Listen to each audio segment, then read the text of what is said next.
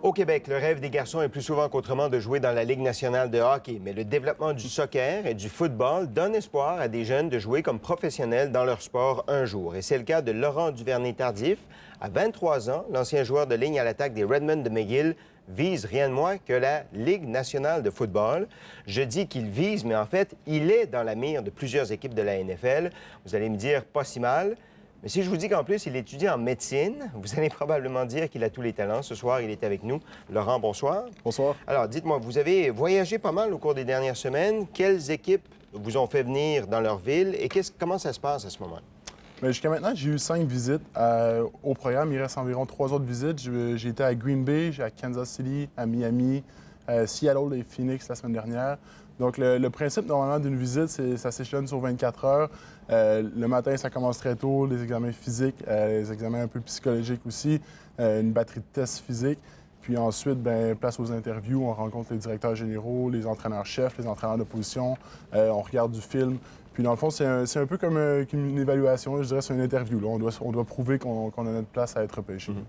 Vous pourriez être repêché par une équipe de la NFL. Vous deviendriez, sauf erreur, le 10e de l'histoire du football universitaire canadien à le faire.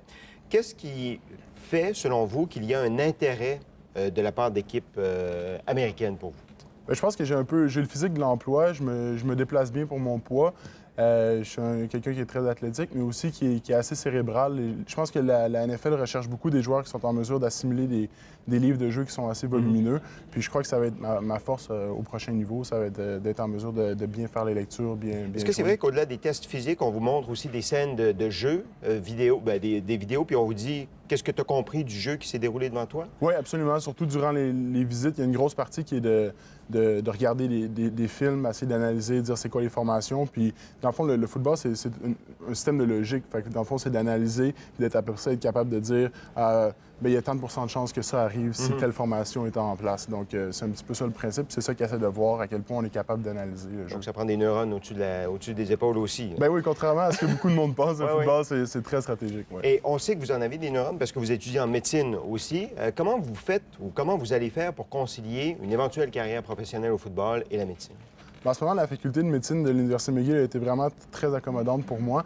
Le plan de match, si on veut, au courant des prochaines années, si je réussis à faire ma place au sein d'une équipe NFL, ça va être de faire la saison, qui est jusqu'en février, en espérant qu'on se rende jusqu'au Super Bowl. puis après ça, dans le fond, je retournerai aux études pour 3-4 mois durant la saison morte, à chaque année. Et ça pendant 3 ans, ce qui me permettrait de finir la dernière année de médecine qui me reste à faire à McGill durant la saison morte. Mais aurez-vous à un moment donné un choix à faire entre le football professionnel et la médecine?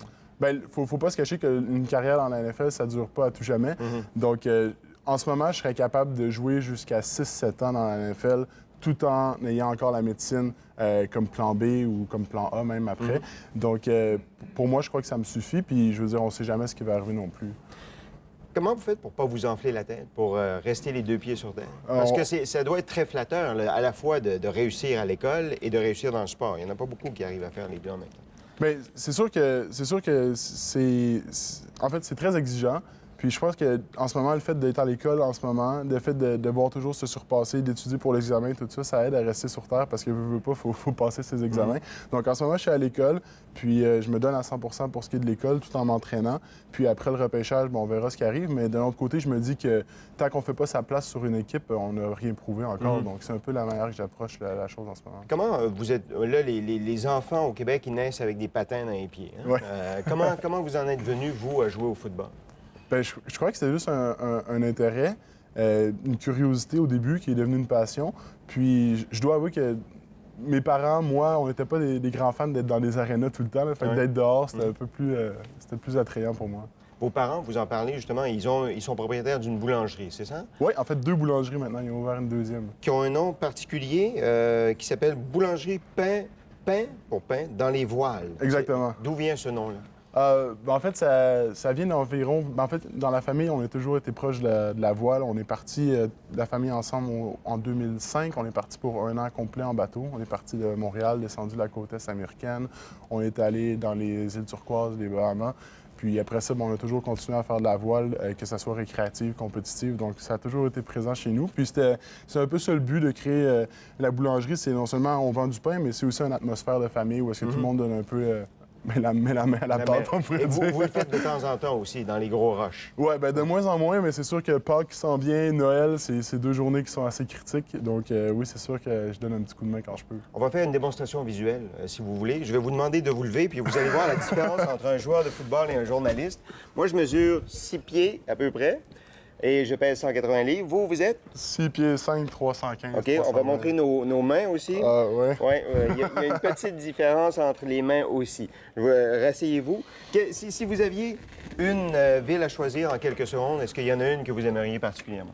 Ah, là, je sais pas si je dois répondre à ça ou Oui, pas. vous pouvez pas, hein? On enregistre en plus. Non, mais je crois qu'il y a beaucoup de villes qui ont des avantages. C'est sûr qu'il y a des endroits où ça a le plus cliqué avec les coachs. On se le cachera pas qu'avec Green Bay puis à Seattle, j'ai vraiment eu une bonne connexion, une bonne chimie.